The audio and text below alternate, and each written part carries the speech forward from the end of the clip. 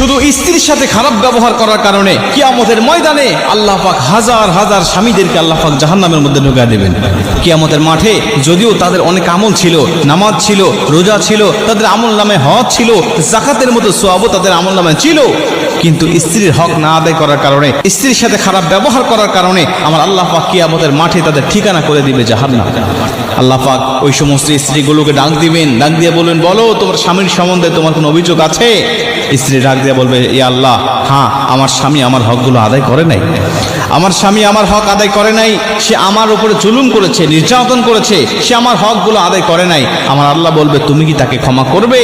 স্ত্রী যদি বলে, আল্লাহ আমি তাকে ক্ষমা করে দিলাম, আমার আল্লাহ বলবে, যাও তোমরা দুজনেই জান্নাতি।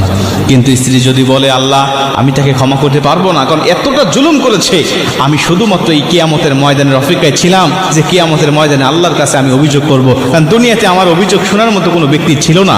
আল্লাহ আজকে আমি আপনার কাছে তার বিরুদ্ধে অভিযোগ করছি, সে আমার উপরে জুলুম করেছে, আল্লাহ আপনি তাকে উপযুক্ত শাস্তি দিয়ে দেন।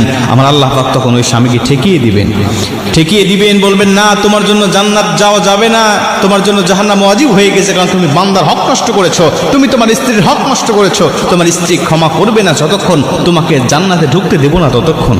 কিয়ামতের ময়দানে এরকম ভাবে আল্লাহ পাক প্রতিটা স্ত্রীর কাছ থেকে আল্লাহ পাক সাক্ষ্য নেবেন। আমরা অবশ্যই চেষ্টা করবো স্ত্রীর হকগুলো আদায়